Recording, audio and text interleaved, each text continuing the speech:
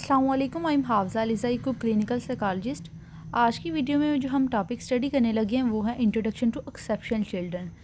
Exception basically کیا ہوتا ہے کہ جیسے کہ ہر ایک چائلڈ ہے تو وہ دوسرے چائلڈ سے ویری کرتا ہے، جیسے ہر انڈیویجول دوسرے انڈیویجول سے ویری کرتا ہے،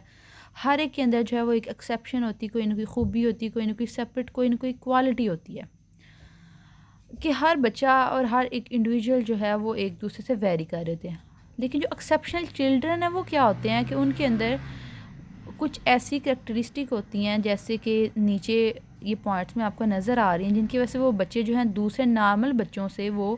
سیپریٹ ہو جاتے ہیں، کیونکہ وہ نارمل ان کے جو بیہیویئر، ان کی جو فنکشننگ ہوتی ہے وہ ڈیویٹ کر چکی ہوتی ہے نارم سے، جس کے اندر اب آ جاتے ہیں فزیکلی امپیئر،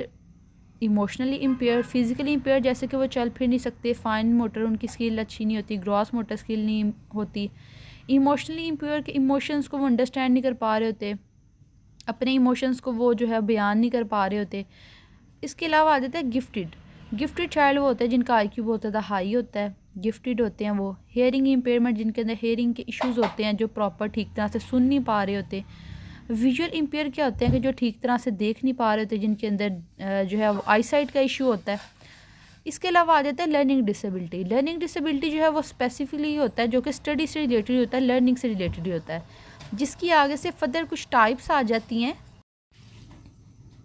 لرننگ ڈسیبلٹی کے اندر ٹائپس آ جاتی ہیں جیسے کہ آ جاتا ہے ڈسلیکسیا، ڈسگرافیا، ڈسکلکلیا۔ ڈسلیکسیا کیا ہوتا ہے کہ جو ریڈنگ سے ریلیٹڈ ہوتے ہیں کہ بچے ٹھیک طرح سے پڑھ نہیں پا رہے ہوتے۔ ڈسگرافیا کہ ان کی رائٹنگ ٹھیک نہیں ہوتی، ووکیبلری کی اتنی انڈرسٹینڈنگ نہیں انہیں ہوتی۔ اور ڈسکیلکلیا کہ جن کی کیلکولیشن کے اندر ایشو ہوتا ہے، جیسے کہ میتھ وغیرہ ہوگا، نمبرنگ کے اندر انہیں ایشو آ رہا ہوتا ہے۔ اس کے علاوہ آ گیا ASD یعنی کہ اوٹزم اسپیکٹرم ڈس آرڈر،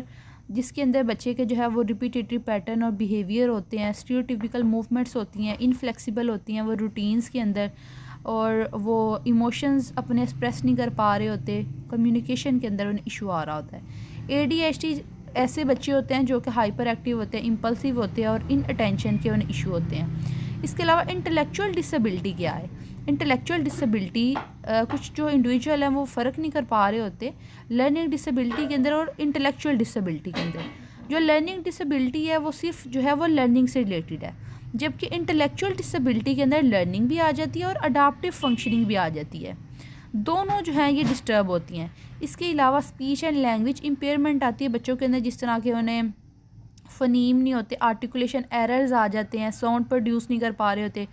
اس کے علاوہ جو ہے انہیں سوشل فلیگمیٹکس کی اویئرنیس نہیں ہوتی کہ سوسائٹی کے اندر کس طرح سے بات چیت کرنی ہے، کیسے چلنا ہے، کیسے اپنی بات کو جو ہے وہ دوسرے تک کنوے کرنا ہے، سٹوری ٹیلنگ وغیرہ۔ اس کے علاوہ اسٹٹرنگ آ گئی جسے اسٹیمبرنگ کہا جاتا ہے کہ ٹھہر ٹھہر کے وہ اڑ کر کے بول رہے ہوتے ہیں، جیسے کہ اگر انہوں نے بولنا ہے کہ میرا نام طلال ہے، تو اگزامپل کے طور پہ وہ کیسے بولیں گے کہ میرا نام طلال ہے، کہ یعنی کہ وہ اندر جو ساؤنڈس ہیں انہیں وہ ریپیٹ کر رہے ہوتے ہیں۔ اب اس کے بھی کچھ لیولز ہوتے ہیں، جیسے کہ آ گیا مائلڈ، موڈریٹ اور سویئر یا پرفاؤنڈ لیول ہوتے ہیں، کہ یعنی مائلڈ میں جنہیں تھوڑی سی امپیئرمنٹ ہوتی ہے، موڈریٹ ہو گیا جنہیں مائلڈ سے زیادہ ہوتے ہیں، اور پھر آ جاتا ہے لاسٹ پہ سویئر جنہیں کہ بہت زیادہ ہیلپ کی، تھیراپی کی ضرورت ہوتی ہے۔ اب جو ایکسیپشنل چلڈرنز جو ہوتے ہیں انہیں جو ہیں وہ ڈیفرنٹ سروسز پرووائڈ کی جاتی ہیں نیشنل اور انٹرنیشنل لیول کے اوپر، تاکہ ان کی جو ہے وہ ہیلپ کی جا سکے۔ اب اس میں آ جاتے ہیں کہ انہیں اسپیشل ایجوکیشن پرووائڈ کی جاتی ہے، انہیں اسپیشل ان کے لرننگ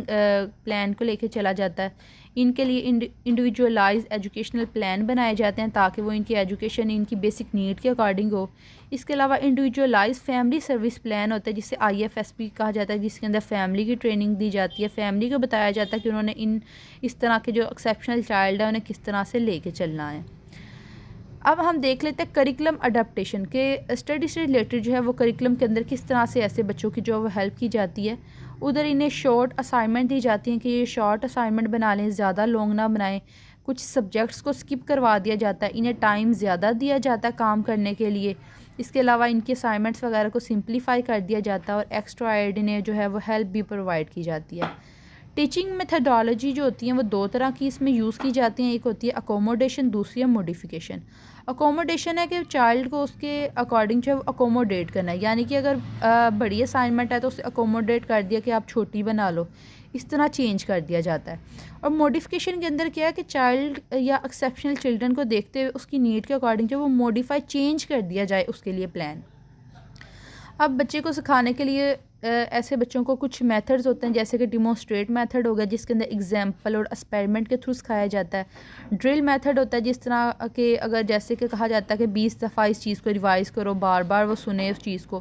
اور اس سے جو ہے وہ اس کی لرننگ ہو سکے۔ یا فیلڈ ٹرپ میتھڈ کے جیسے اگر بچے کو کوئی کام کہا جا رہا ہے، زو کے بارے میں بتایا جا رہا ہے، تو ہو سکتا ہے اسے زو کے بارے میں اویئرنیس یا انڈرسٹینڈنگ نہیں ہے،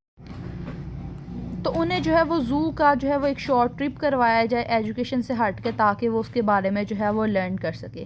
ایسے جو ایکسیپشنل چائلڈ ہوتے ہیں انہیں ڈفرینٹ تھیراپیز پرووائڈ کی جاتی ہیں، جیسے کہ فزیو تھیراپی دی جاتی ہے تاکہ ان کی grass fine motor skill improve ہو سکیں، سائیکو تھیراپی تاکہ وہ جو ان کی ایموشنل امپیئرمنٹ آ رہی ہے ان کے اوپر ورک کیا جا سکے، بیہیویئر تھیراپی جس کے اندر اے بی اے تھیراپی کو یوز کرتے ہوئے جو ہے وہ اوٹسٹک بچوں کو یا اے ڈی ایچ ڈی یا لرننگ ڈسیبلٹی کے بچوں کو ڈیل کیا جاتا ہے۔ اس کے علاوہ speech and language therapy provide کی جاتی ہے تاکہ جو انہیں اسپیچ سے ریلیٹڈ ایشو ہیں جیسے کہ اسٹٹرنگ ہے یا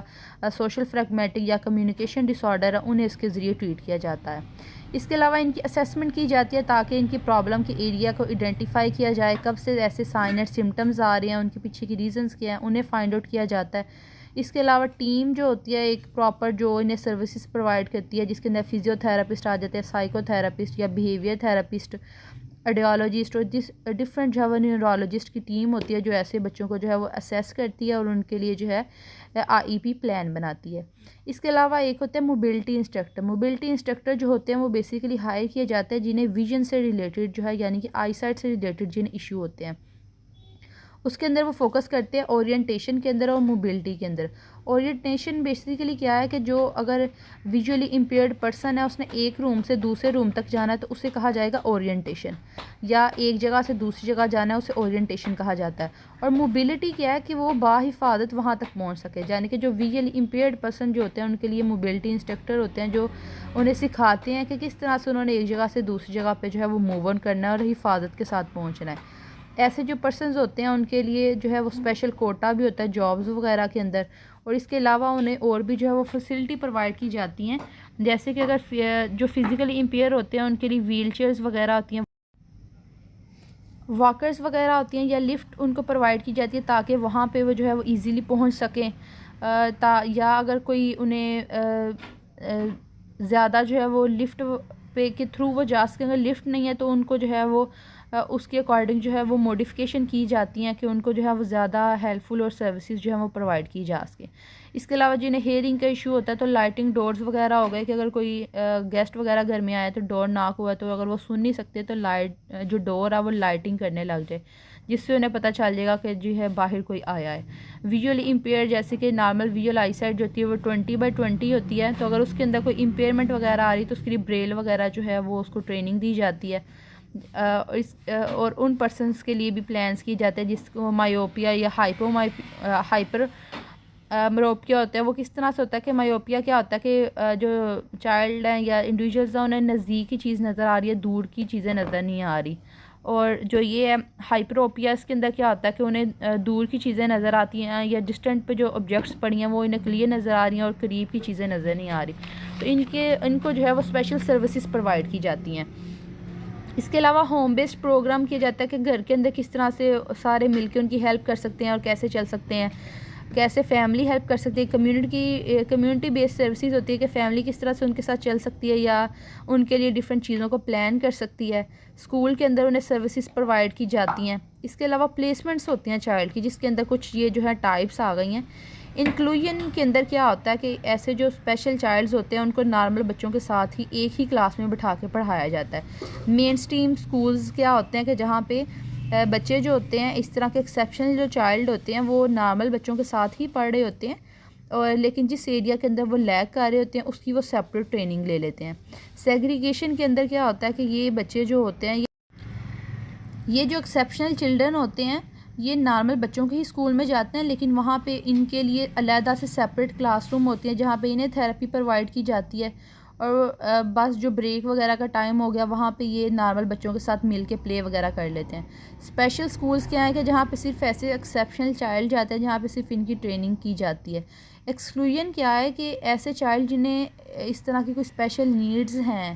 انہیں تھیراپی کی ضرورت بھی ہے، لیکن وہ ڈفرینٹ فیکٹرز کی وجہ سے، ڈفرینٹ ریزن کی وجہ سے کوئی نہ کوئی وہ تھیراپی نہیں لے پا رہے، تو وہ ایکسکلوژنس کے اندر آ جاتے ہیں۔